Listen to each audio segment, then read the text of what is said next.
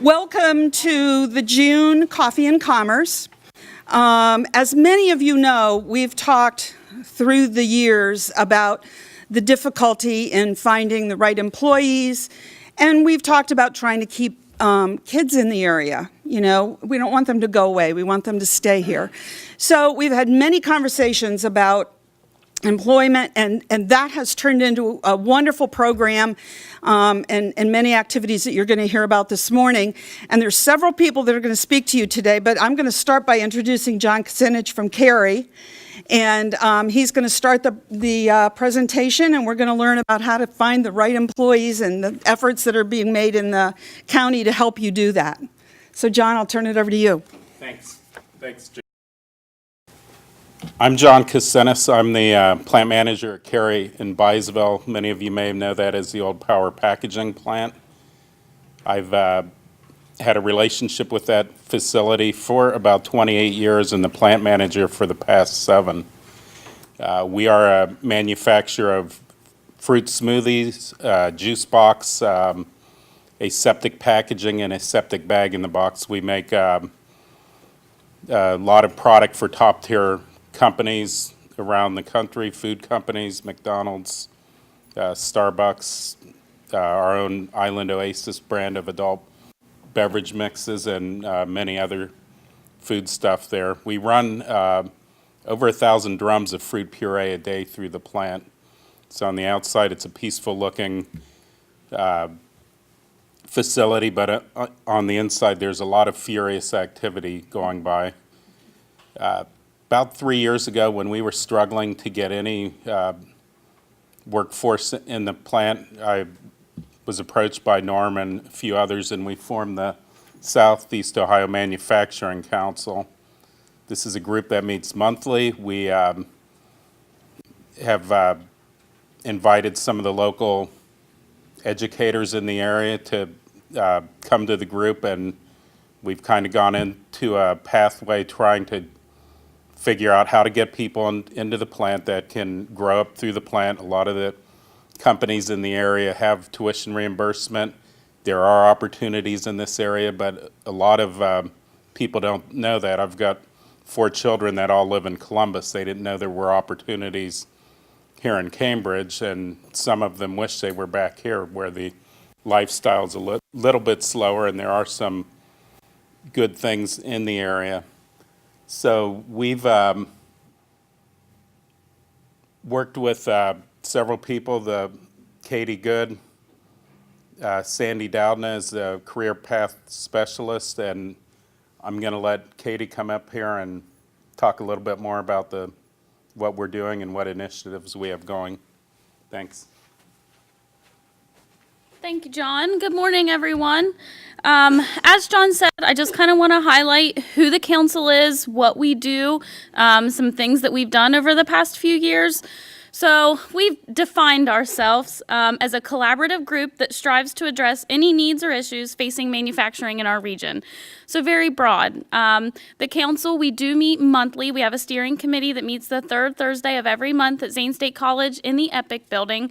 And when we get together, we try to figure out what are those issues that manufacturers in our region are facing and how are we able to address those. So in the past, we also do breakfast meetups 2 to 3 times a year where we invite larger groups. We provide breakfast and we try to present on topics that we think are going to be worthwhile for people to listen to and actually benefit the manufacturers in our region. So in the past, we've had presentations on grant funding that was available for training for incumbent employees.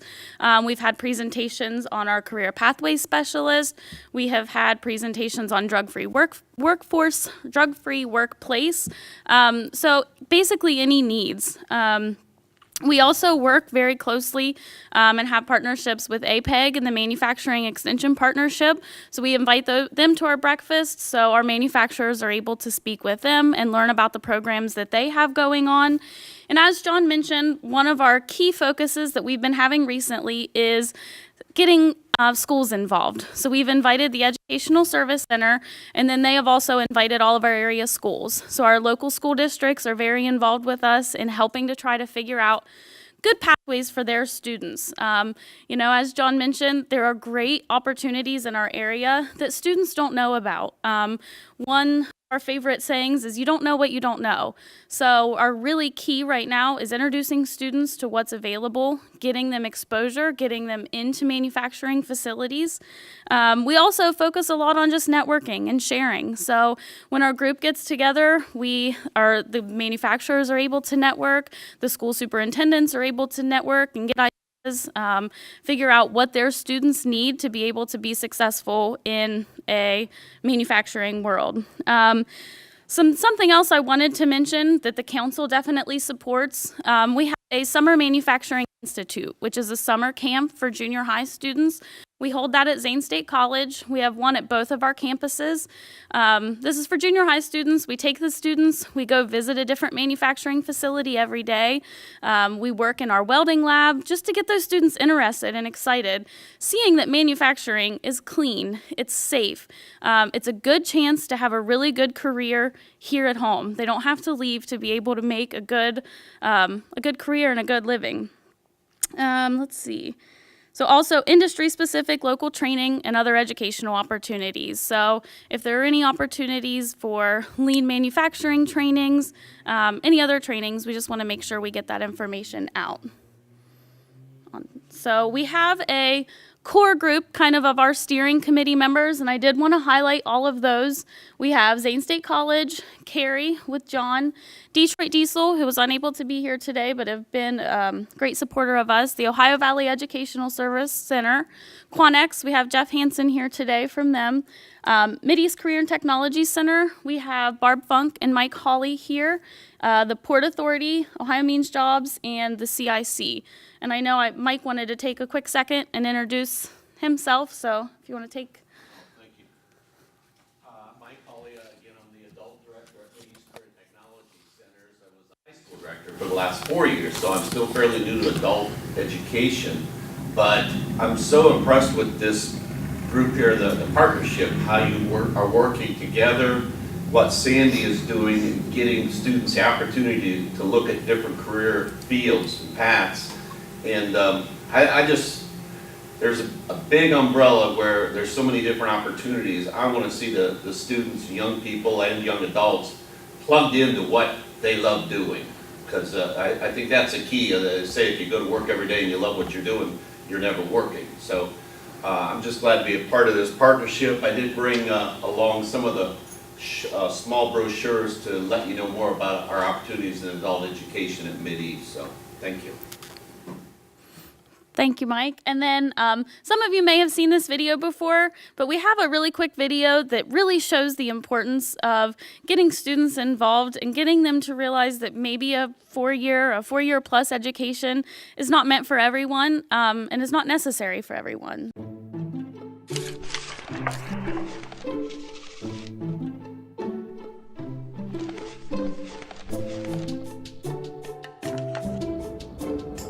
Education is core to our economy. But in order to guide our educational systems and maximize future income, we must understand the misalignment between education and our workforce. In my pursuit of higher education, I have earned 2 bachelor's degrees, 2 master's degrees, and am working on a PhD. In total, this has cost me over $150,000. I've done all this because I believe formal education is important. Part of this belief came from seeing charts like this, presenting a correlation between higher degrees and higher income, showing on average that a person with a college degree earns far more money than the average person without a high school diploma. This perceived higher earnings for having a 4-year degree has fueled a college for all philosophy, causing educators and parents to encourage going to the university, any university, to major in anything in pursuit of future job security, social mobility, and financial prosperity. This philosophy has increased college enrollment, resulting in 66% of high school graduates in this country enrolling in higher education right after high school. That's 2 out of 3. Initially, they are deemed the successful ones, but what you won't see advertised is the reality that most drop out, and only a quarter of those that enroll will finish a bachelor's degree. Only after these few graduate do many of them start exploring careers. It is here that they discover that their degree may not have prepared them for the world of work. You may be well educated, but not every degree is direct preparation for employment. This misalignment between degrees and job skills causes half of university graduates to be underemployed in what are called gray-collar jobs, taking positions that do not require the education they have received at a cost that is more than they can afford. Conventional wisdom suggests that a university degree guarantees a higher salary. But with rising education costs, a shrinking job market, and the oversaturation of some academic majors in the workforce, this old advice is now a myth for a majority of students. The economy and the world have dramatically changed. Over the last 3 generations, we've gone from 13% of the population stepping into a college classroom to 60% attending some form of higher education. In 1960, when taking into account all jobs in the American economy, 20% required a 4-year degree or higher, 20% were technical jobs requiring skilled training, and 60% were classified as unskilled. But what's the right percentage to meet the labor market demand for tomorrow? In 2018, Harvard University predicts only 33% of all jobs will require a 4-year degree or more, while the overwhelming majority will be middle-skilled jobs, requiring technical skills and training at the credential or associate degree level. A 4-year degree may have many benefits, but think about the people you know who, from an economic perspective, inefficiently spent time and money to get a degree that perhaps they didn't really need for the career they are in. The true ratio of jobs in our economy is 1 to 7. For every occupation that requires a master's degree or more, 2 professional jobs require a university degree, and there are over half a dozen jobs requiring a 1-year certificate or 2-year degree. And each of these technicians are in very high-skilled areas that are in great demand. This ratio is fundamental to all industries.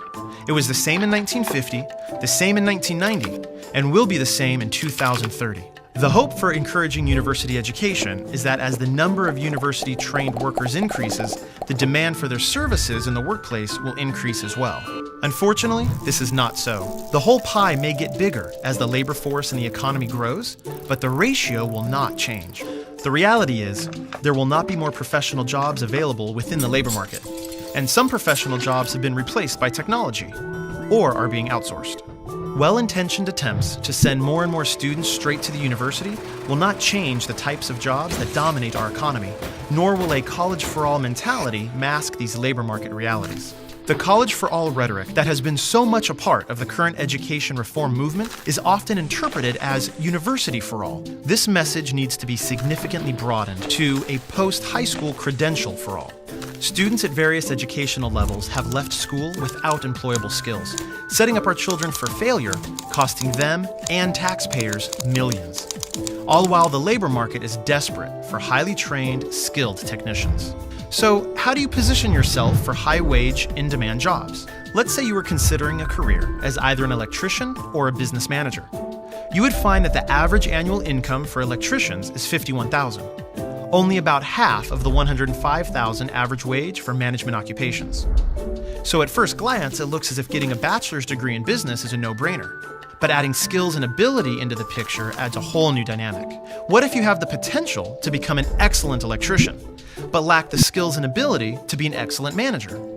Then you should be looking at projected incomes towards the bottom of the pay scale for managers and towards the top for electricians. You would then discover that electricians near the top of the pay scale make around $86,000, far higher than the income of a manager near the bottom of the pay scale at $52,000. Now, this is just one example, but the concept is true throughout all industries.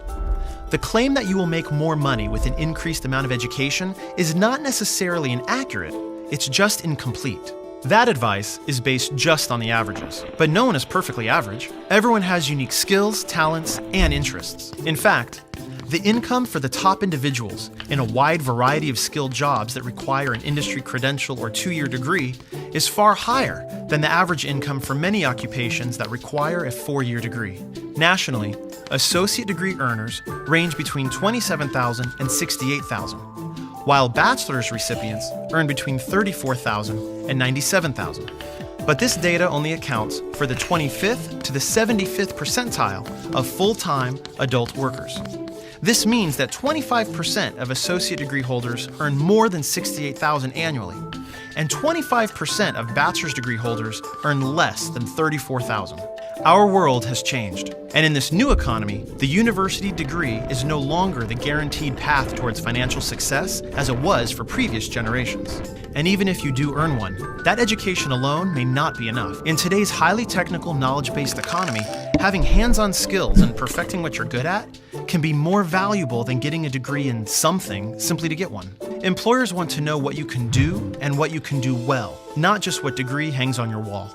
Since new and emerging occupations in every industry now require a combination of academic knowledge and technical ability, we need to ensure that we're also guiding students towards careers and not just to the university. So, before enrolling in classes or deciding what you're going to do next in your life, step one is self-exploration. In addition to your interests, really analyze your talents and strengths. Step two is career exploration. Understand the jobs available, the income ranges they pay, and evaluate the skills they require. Identifying an area that appeals to your interests, skills, and the labor market may be your first career. And then you can develop a tentative career plan, complete with multiple training and education options. The key is to align your interests and abilities with your first career choice and the education and training you'll need to receive. This alignment will help bring your future into focus and ensure your position at the top of the pay scale in your chosen career.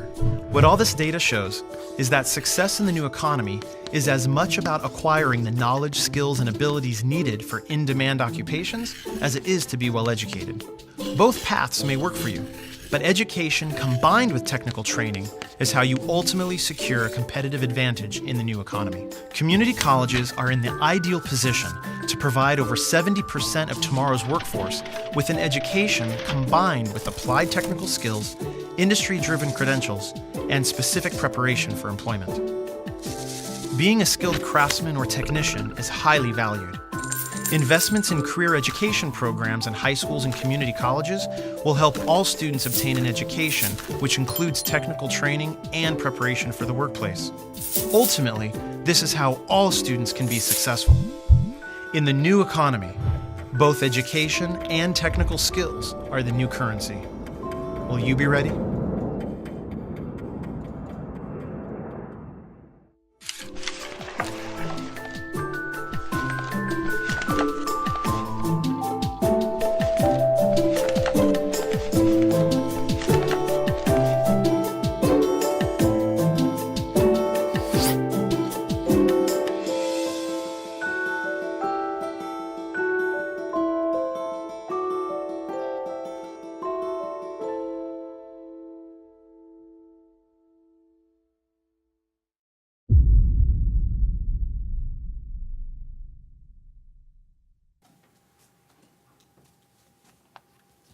Hello. I'm Sandy Dowden, and I actually work for the Ohio Valley Educational Service Center. And I guess I deal mainly with career pathways. And career pathways is all about bridging a gap and collaborating with local manufacturers, local businesses within the community to help bridge that gap for these students that we have. Because there's a need here in our community that we need to help these kids with resources. We need to show them what is available within our community. So anyways, my position is new. It was implemented in October of 2015. And really what I was established for is to create opportunity, bridge the gap, and coordinate a means to make all that happen within the local school districts. I started my position by making as many contacts as I could. So when I say I started, basically I started from scratch. So I didn't even really have a desk.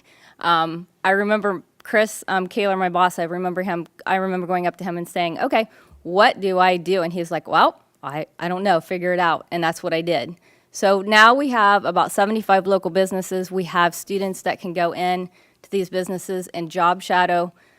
I started going into the school districts and talking to students, and through Ohio Means Jobs, they have resources that the kids are called backpacks, and these students can go into Ohio Means Jobs, figure out with their backpacks as far as an 80-question assessment that they go and they fill out. So 80 questions helps them kind of gear their decision or help them try to figure out what they want to do, and that kind of categorizes them into 16 different major categories. So while they're doing this, I'm talking to them about figure out what you might like to do for the rest of your life. So when they're figuring out this assessment and they're filling all these out, these categories, 16 different ones, can gear them into manufacturing. It can take them into a medical field. It can take them into an IT field or business. Like I said, there's 16 broad categories. So from those categories, they would try to figure out, say if it was a medical field, then they would go and they would research everything in that medical field that they would want or could do. And then what that pay was, whether it was from nursing to doctors to anything medical. And then what we would do, then I started out passing out my job shadowing sheets. And what we would do for the job shadowing is that they would pick 1 or 2 places and write down all of their information that they had. And we would try to figure them out to where they would need to go. And I would coordinate and make that happen for them for the job shadowing. So, okay, well, do you want to be a physical therapist? Well, let's go find out. Let's go see if you would like it. So all of the businesses that we have, usually it's a half day or a full day, and they go and they get to talk. They get to watch what's going on within the community, whether or not they would like to do that. So I've had students job shadow a lawyer that says at the end of the day, they're like, thank goodness I job shadowed a lawyer because I know now that this is something I never want to do. Or if it's physical therapy, they're like, yeah, you know what? I now know that this is what I want to do for the rest of my life. So then they go and they figure out what school they want to go to. And it's really nice to see the students figure that out, whether or not this is great or no, heck no, I do not want to do this. So we started out by the Ohio Means Jobs to Backpacks, figuring out all the assessments. Then we went to job shadowing. We did local tours of local businesses. We did a lot of work with the career centers through Mideast, through the adult program, through the Washington County Career Center, Zane State. I mainly work with high school seniors in the area, but not just high school seniors. I've had students that are sophomores and juniors that will come up to me in the hallways and say, hey, can I job shadow a massage therapist? Can I job shadow in physical therapy? And numerous students have job shadowed more than one thing. So I have a lot of students that not just job shadow one area, they job shadow like 3 or 4 different, like one student would job shadow 3 or 4 different places. The tours that we go on with the students, we try to figure out, okay, do you want to go to school for 2 years? Do you want to go to school for 4 years? Do you have that plan? If you have that plan already implemented, then that's great. But if not, let's do local tours and let's find and see what kind of a trade that we might be able to find you. So, because having at least, some type of a trade, whether that's a 6 or 9-month program or a year program with a certificate, means a lot when it comes to the hiring process. So we have been to Mideast to see their adult program through the power line. We've been down to Washington County Career Center to see their chemical op that they have down there and all of their surgical tech and just the LPN through the Mideast, their program, their adult program. And a lot of students have taken advantage of that. I have one of my students in the surgical tech program right now at Washington County Career Center. We have had junior high students to see different things within the community. We've had them to Zane State to see their chemical op, or to see the industrial tech and the gas and engineering. We had all of the sophomores down to Washington County Career Center to see what programs they offer, and they actually got to do hands-on activities through the day. So that was a whole sophomore class. So I just worked with the students throughout the year to find out what's going to benefit them. And then towards the end of the year, if they still don't have that 2 or 4 year plan, we work a lot on workforce. Okay, so you need a job. It is getting down to the nitty gritty. So let's go tour some of the local manufacturers within the community, because these kids, a lot of them, they don't know what's out there. So I start early in the year telling them, okay, you know what, you can find a great job right here within the community. And let's work with you through the school year for the job shadowing, the local tours. Let's bring speakers into the schools. I've had a lot of speakers come into the schools just to talk to the students about what they have to offer and what is out there. Tours at the end of the school.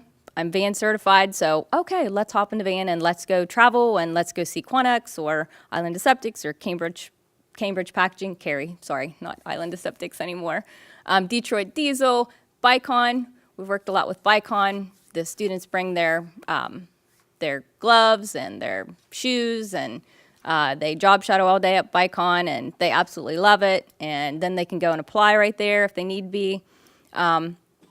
So I guess it's just providing opportunity for these local seniors.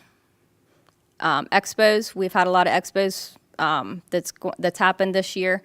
Cambridge High School usually has one every year. I know this year we've had 3 more. We had one at Buckeye Trail, we've had one at Meadowbrook, one at Shenandoah, which normally we haven't had those, but I think that as far as exposure and wanting to show these kids what's out there and bringing all kinds of speakers into school, from businesses to medical to agricultural, just to show them what's out there, and then bringing the local manufacturers into the school districts to have the students come and ask questions. And they all do. They all would come up and ask questions about, hey, what do you do? And it's just, that way, that name is getting out in the surrounding counties, and then that will allow them to remember what is out there when they graduate. So I had just an example. I was helping a student fill out an application the other day, and another student, 2 more students come in from last year that had graduated. And the student that I was helping with the application needed some help. He asked questions about what he was filling out, and I was kind of listening to the other 2 that had just walked in because I knew they looked familiar, but I couldn't remember their names from last year. Well, I guess that they were previous students of mine that I did not remember because I see a lot of students. And they said, I remember you. Don't you remember? You come into our classroom last year and you told us what we needed to do to find a job. He goes, but I didn't ask for help. I didn't need that extra help. So I just went and applied, and he worked at Quanex last summer before he went to college. And now he was back to apply again and work again, hopefully, and he brought a friend with him. So it kind of trickles down. So at least, and that gives you a little bit of, that's good, positive reinforcement to know that what you're doing is making a difference within the community. So right there was just an example. So whenever you see the 39 plus out there that I have helped with getting jobs, there's probably more than that I just don't know about. Because like I said, I tell them what they need to do within the local classrooms, and then they go and they just do it and make it happen. And that is providing hope within our community and letting them know that, hey, there's good jobs available right here for you to have, with great benefits and 401ks and tuition reimbursement. I think every business that I work with has some of them up to $6,000 a year for tuition reimbursement. So if you can't afford to go to school right now, guess what? You will be able to, because if you work hard, is it going to be easy? No, but sometimes life isn't easy. So you got to buckle down, work hard, take a class or 2, and then earn that degree, and you can do it for free where you're working, because they're going to back you, because that's an investment in their employee that they have, so that they're going to have. And I don't know if I've hit everything or not, but go ahead and switch to. So these are some of the pictures, and these are just a few. I think I probably have literally over 200 pictures on my phone of different things that kids have done. And we have different pictures here. And you have it on your paper too. So, but anyways, these are just Washington County Career Center. We've had Bicon. That's just students that we've went on a tour from Noble Local. We've had Quanex and Cary. Go ahead and flip it. Summer manufacturing camp on the left side over there. That I helped Katie with that last year, and she kind of touched base on that when she was speaking just a little bit ago. That's just something that we do with our local community. We have a Cambridge camp, and one in Zanesville as well, and it just provides students with different things that they can see manufacturing-wise within the community. I think that was a BICON from last year. This is our junior high students engineering day that we had with junior high girls last year, because a lot of girls don't really go into engineering very much, but we wanted them to know that if they have that science and math based and they're really interested in that this could be a career for them. So it's just exposure, working with them. Noble Correctional Institute, Detroit Diesel, the Power Line program through Mid-East, Marietta Memorial, Lisa Rich with, I think Dr. Jackson's office here in Cambridge. She actually would come in and talk to some of the students about the medical side of it, and she would cast an arm or do something fun with the kids. And Southeastern Med, through the physical therapy department, we work really close with them because we have a lot of students that are usually interested in OT or PT. And the sheriff's department. These are just a few pictures though, but like I said, I probably have over 200 that I have. And the kids appreciate it too. They always say thank you, and it's working with them as far as, okay, make sure if you're going to job shadow, you show up for work on time. For the most part, wear a pair of khakis. You can wear scrubs if you're job shadowing at a hospital, or it's just, and to be there on time. And then I work with them as far as with their interviews and different things like that when they're going into their first interview, as far as sometimes it's just the common sense things that they really don't know. I mean, seriously, it's like combing your hair, brush your teeth, and show up on time, be a little early, and just the basic things that they don't really think about, because I know that when they're in school, a lot of schools it's all geared around testing. So, but sometimes it's the common sense things that they don't hear and they need to hear. And I work with them on that, and filling out resumes. We fill out resumes if need be. As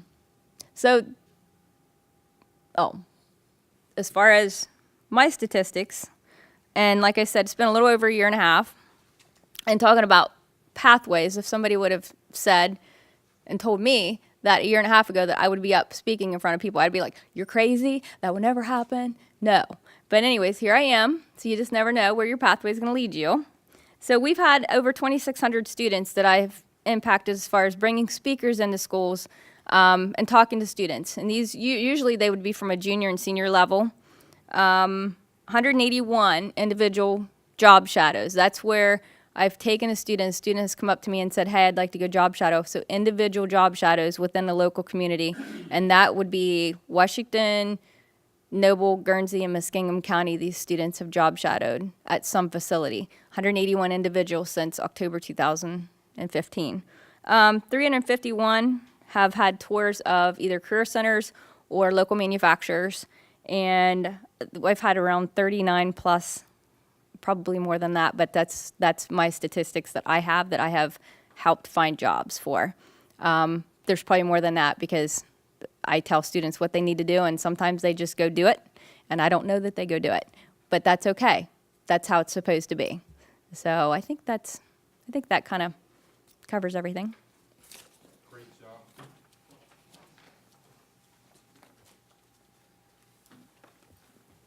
I'll try to make this transition as smooth as possible without falling down and tripping on all the wires. But my name is Jeremy Beardmore. I'm with Ohio Valley Educational Service Center, same place Sandy works. I'm the Director of Process Improvement at the Ohio Valley ESC. Just a little bit about the Educational Service Center. We serve public schools in Guernsey, Monroe, Noble, and Washington County. So we have 12 public school districts, 2 career center, what we call career center districts, because they serve multiple districts. And it's about 17,000 students roughly, and we provide services directly to the districts when they ask for those. But over the last few years, I know our superintendent, Chris Kaler, who attends these meetings regularly, has really tried to embed himself more into the community and more with local businesses and some of the initiatives that are happening in the community. Because through education, it is the foundation of any economy and any community. And so we know that our impact with our schools directly impacts the community that we live in and that we serve. So just quick to point out with the statistics there, with 17,000 students and Sandy's kind of directly impacted 2,600 of those. Each grade level roughly has about 1,300 kids across the four-county area. So she's pretty much hit a large group of students there when you look at that percentage.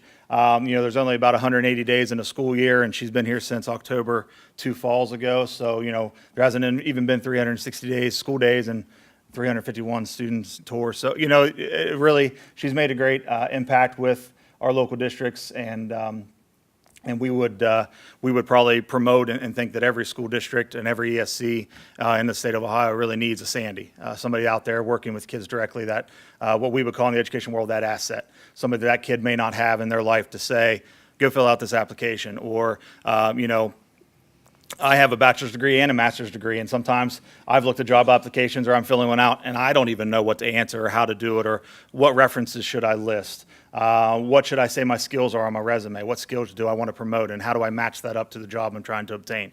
And those are the things that Sandy can bring to the table when she talks to kids and help them out. One thing we talk about in the education world a lot is that when you talk to teachers or school counselors or principals, the people that talk to the kids every single day, they all have 4-year college degrees or more, right? So what can they talk about? Plus, like in my case, I've never left school.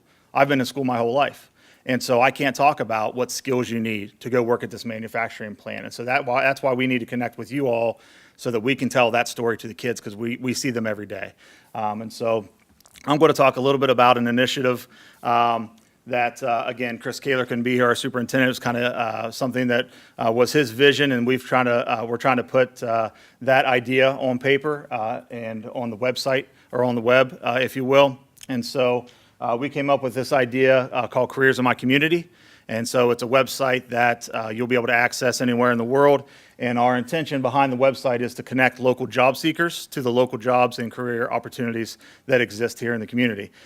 We want the local students at the high school level, junior high level, when they start thinking about their pathway for high school and college or post-graduation, what do they want to get, what are they interested in, what education and training do they need to get the job that they want.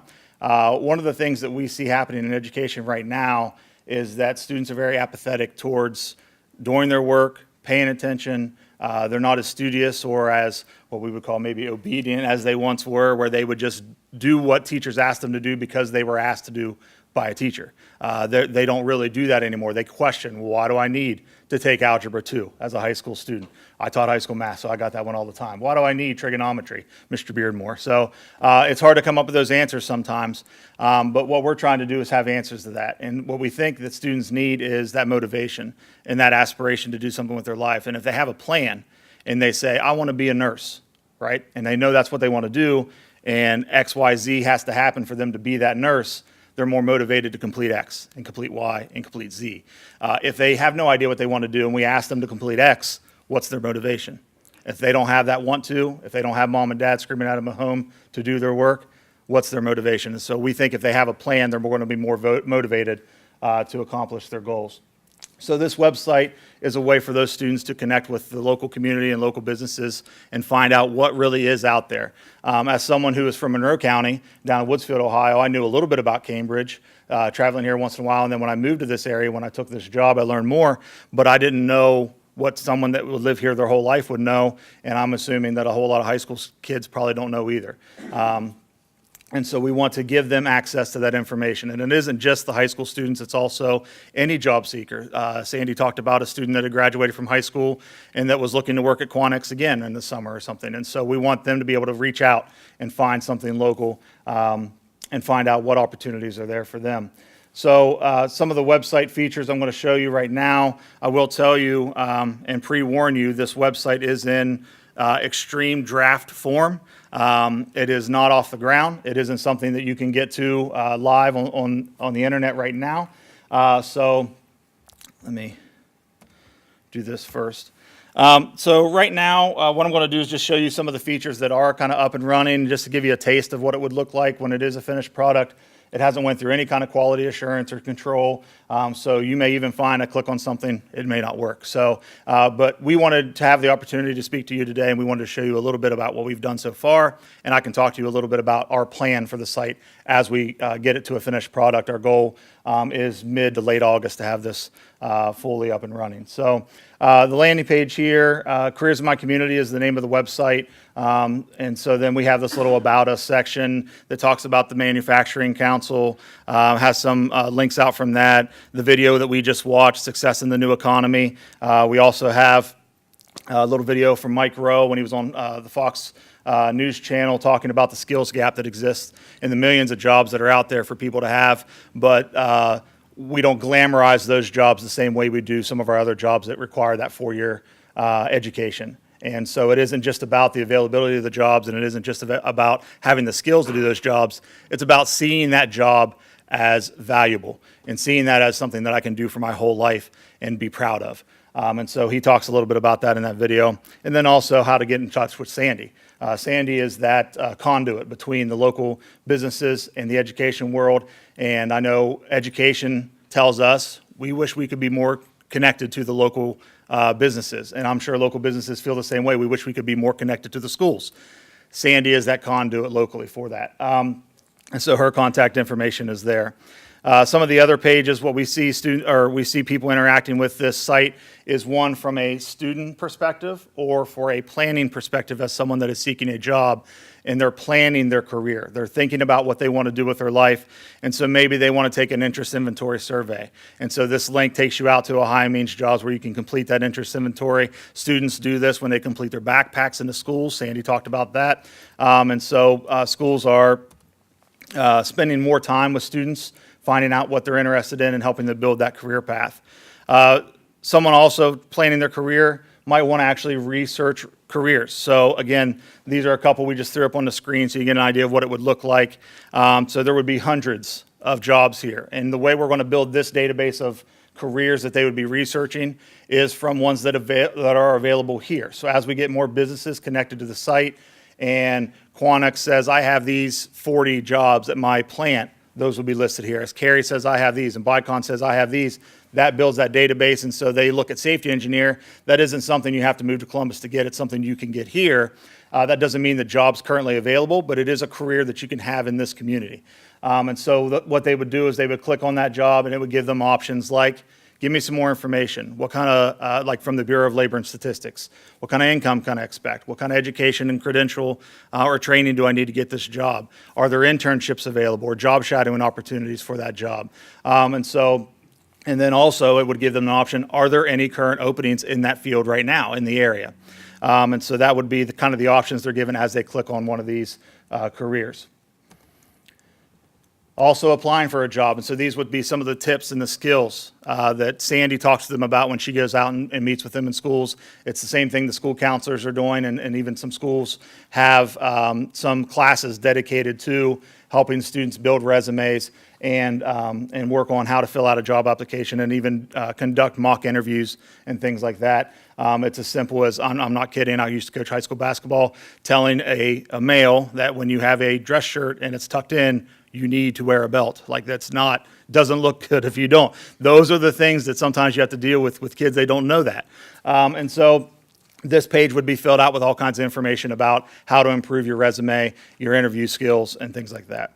And then also more information about Sandy's job, because again, we see her as that connection point between the schools and the local businesses. And so a lot of the information she just talked about and that was on the PowerPoint would be here on this page. Local businesses, we see every business that connects with us through the website having this is one of those links that don't work. Well, it was working this morning, you know how that goes. Give me just a second. The businesses that connect with us through the site, we see them having their own profile. And it would be very simple, very brief. It would just give you a little flavor of what that, let me try it from another site or another page here. It would give the person that's looking for a job and they see Quantics and they might say, what is Quantics? I've never even heard of Quantics, right? So what is that? And so each local business would kind of have a profile is what we're calling it. And so then if I click on Quantics, and again, imagine this is fully done. This is draft form, but you get a little information about Where can I find out more about Quannex? Well, from their website, right? I mean, that's where everything needs to live, is on their site. But this just gives you a little insight into them. Where are they located? Oh, in Cambridge? Really? I didn't know that. Where are they? And so then this address would be linked to a map, and I can find out exactly where their plant is. Maybe I want to call them. And then here on the left, you might see a list of career fields that are available that Quannex hires. They might have current job postings that they want to advertise on this site that someone could apply for, get linked up with, and then go to their site to apply for. What kind of benefits do they offer? Who is Quannex? What do they do? And so a lot of this information is kind of in draft form, but then also, are there interesting facts that you don't know? Like John was talking a little bit about Carrie, and that their refresher drinks at Starbucks, and they produce a product for that. That's kind of interesting to me. That's kind of cool. You don't think of a lot of times that someone local produces something for a larger group of Northeast or Eastern of USA. And then also videos. Some companies have these really nice promotional videos, or even just a little video about what they do and what products they provide. And so those are kind of motivational to why would you want to work for Quannex? And maybe there's a video about that. And so we have one mocked up for Quannex. We have one mocked up for Carrie. They're on the steering committee. And so they were nice enough to kind of sit with us and give us some information just so we could have something to show you.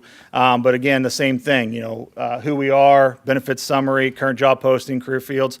And so everybody's profile would look the same, but the business that connects with us would have the opportunity to edit that page themselves. And so that's what this Biz Hub is. And so that would work by, you would have a login. And when I sign in, I'm able to edit that profile.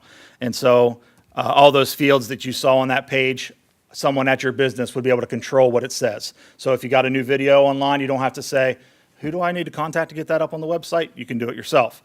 Or maybe you move locations, or your phone number changes, or you want to change some things around, you can do that. The other page that we don't have anything on yet is the job postings page. It would look very similar to this page. Okay, this page lists all the careers available. The other one would list all the jobs available, right? And so when they click on that job, it would give them some options too. Let me research that job a little bit. Bureau of Labor and Statistics again. What kind of income can I expect? What kind of training do I need? And then what we also see happening, when you click on the training that's needed, we see a connection to the adult education components of our career centers. We see a connection to the local colleges and universities. And if they offer that credentialing and that training, then we advertise it through the site. And so if someone's looking up, what do I need to do to be a safety engineer? Oh, I can get that degree at Ohio University in Athens, or I can do a little bit at OUZ, and then I can go there, or I can do some training at Zane State for whatever this other job is. Great. Then they have a connection to know I can what can I do, and it helps them build that path. Okay. I'm not sure there's anything else really that I wanted to say about the site. I'm going to turn it over to Katie here in a minute and let her kind of talk about, or just wrap it up. But I'll be around afterwards, and Sandy and all of us will be that's presented to you today. If you have questions, that's what we're here for. But that's, in a nutshell, our plan for the website, and what kind of features it would have once we kind of get it up live. And again, our goal is here in about a month or two to have it completely fine-tuned and done. So, thank you. Can I ask a question? Yes. So if anyone here would want to be on your website, do they go through Katie or you or Sandy or? I would say through the Manufacturing Council for right now. They can come see me or any of us afterwards, and we'll get your contact information. It's a good question because we don't have any kind of structure set up for that yet. Again, we're still in the development stage, but we can get your contact information. That way, when we get that aspect of it developed, then we can contact you and talk about what it means to be a partner of the site. We would like to have as many businesses, manufacturers as possible, and keep everything local. So this is going to be a local site. So this is for students in our local area to have, and it's going to be very beneficial because we can go through, we can track as far as, okay, so you want to be an engineer. Well, these are the places that you could work here in Noble, Guernsey County and have that career. So this is what's going to be important. I can take this into the classroom, or the teachers can do this with their students and do different activities as far as, and research different things that these manufacturers have and help these students try to figure it out. But it wouldn't have to be just manufacturing. I mean, if you're a small business owner and you're Right. thinking you're going to retire soon, maybe there's somebody who wants to own a small business and they can come in and you have a position that would, Yeah. Well, oh yeah, we're talking, Southeastern Med, we're talking just small businesses, Okay. is people running their own small businesses that, mechanics and you have, just whatever, it's for anybody. and you said it's Guernsey and Noble. I work with mainly Guernsey and Noble local students, mainly. That doesn't mean I'm not in Washington County some too, because I'm working for the ESC, so wherever they need me, they kind of drag me. And, but I think that for the most part, I mainly focus on Noble and Guernsey County, so that would, Noble would be part of that too. And that mainly stems from the focus of the Manufacturing Council, which is why right now we talk a lot about how it connects to manufacturing. But the ESC does serve Washington and Monroe County as well as Guernsey and Noble, and so we see starting here because it kind of came from the Manufacturing Council, but also building that and spreading our wings a little bit in Southeast Ohio and probably stretching out into at least our 4 counties that we serve as an ESC. But you have Belmont County, Muskegon County, and other counties that are close, and so I can see that happening as well. Okay. Is Yep. there a cost to, We anticipate there will be, just because of the upkeep of the site. We don't know what that would be yet, and that's part of the conversation that we have to develop as a manufacturing council. As what does that return on investment need to be for you guys to see the benefit, and then also what kind of funds do we need to continue to make sure the site is quality, that people are using it, and maybe even use some funds to advertise it and connect with schools and some things like that. So those are things that we're still discussing, and that's why we were, if you're interested, it's something that we want to get your contact information so that we get that structure and built, that we can contact you. Good question. Yep, great questions. And please feel free, as Jeremy said, to ask any questions. If you have questions after today, or if you have interest in joining the Manufacturing Council and coming to one of our steering committee meetings, coming to one of our breakfasts, I always say free breakfast, hoping that that's going to get people excited and want to come join us. Free, full buffet, hot breakfast. If you want to be on our mailing list, contact me. My contact information up on the screen, and I'll be more than happy to help you. We'll be glad to have as many of you join us as we can. This is something that all of us that are on the steering committee really believe in, and we're really excited about it. We've seen a lot of change. Sometimes we're all like, oh, we don't feel like we have that momentum until you look back and see the things that kind of we've accomplished in the past few years. So we'll open it up now. If anyone has any questions for John, Sandy, Jeremy, or myself, we'll be more than happy to answer anything. One other, I do have, if any of you have students that are in junior high or know of any students that are in junior high that may be interested in our summer camp, I do have registration forms and flyers for those with me today. So if you know any kiddos that think that would be fun, just grab me and I'll get some forms for you. One of the original things that I heard your group talk about was, a lot of employers ask for online application to be filled out. And so I guess what I'd like you to do is tell the story about filling out an application and how that sometimes stops kids because of the way the questions are asked on the app. They have to answer it a certain way and it kicks it out of the system because, for example, maybe it's March and they're going to graduate in May, but the question is, do you have a high school diploma? And they have to say no. The kids, you've had to work with the employers too and say, here's a problem that our kids have in applying. So you're working both sides of it. You're helping the employer understand how to make a more user-friendly application. So I don't know, I probably just told the whole story. I want you to tell it. Yeah, thanks, Joe. But that's important. I mean, kids don't know. If it's a paper app, you'd say, well, I'm going to get a diploma in 2 months. But if it's an online app, they don't have the opportunity to do that. So there may be other cases that you can relay, but I don't know if you've had anything. Well, I know that another question that, I had a student that it was a week shy of being 18 and wanted to apply for team official, and it kept kicking him off. So, I mean, those are issues that kind of sometimes are out of our control. I know a lot of times I work with students that, at Action Total, and honestly, with that is a paper application, and a lot of them like, what's an illegal alien, you know? I mean, they just don't understand. So through the temp agencies, a lot, you know, we go through Quantics and Carey, and I know some of them have been to Bicon, and I always tell them to make sure that they, you know, take their resume with them, make sure that they have their references, you know, on hand, because these applications are all going to ask that. You know, if you're going to Action Total, you gotta have 2 forms of identification. You gotta have social security card, you know, some type of photo ID, driver's license.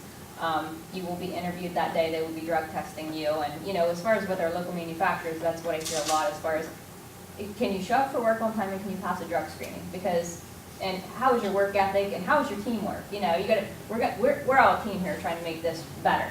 So it's just, it's the little things, but yeah, if it's an online application sometimes, I can't control that, and that is sometimes an issue that some of the students have, because, okay, I'm ready to graduate here, I'm gonna be 18 in like 3 days, but yet I can't apply, so I said, well, wait till you're 18.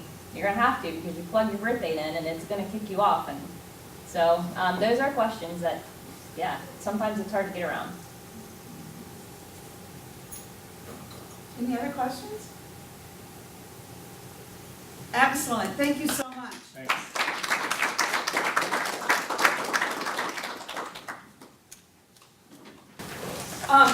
I just want to point out that RE/MAX Real Estate Partners is the sponsor for today, and they are paying for the rebroadcast of this on local TV, so it'll be playing for the next 2 weeks approximately. So thank you, Monica. This is Monica's business. And, oh, I'm sorry, Monica's doing the donuts. I got that mixed up. So it's, your donuts are provided by Monica. And Brent Markley from Stratos Wealth Partners sponsored the rebroadcast today. So thank you very much. And if any of you are interested in sponsoring any of these in the future, please let us know.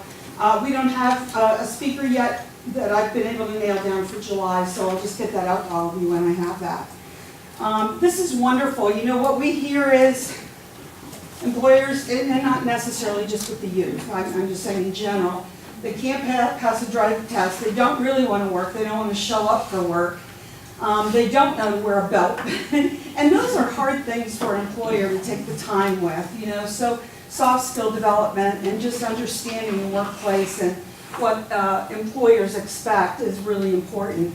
So it's just, I mean, you're an advocate for these kids, and it's absolutely fantastic, and we really appreciate the work you're doing. And, you know, once you're up and running, maybe we'll have you back in, and you can really run through this some more, and hopefully Chris can come. And so I appreciate it. Thank you very much. Anybody have any questions? You can either ask them now or stay and chat with them individually. So thanks, everyone.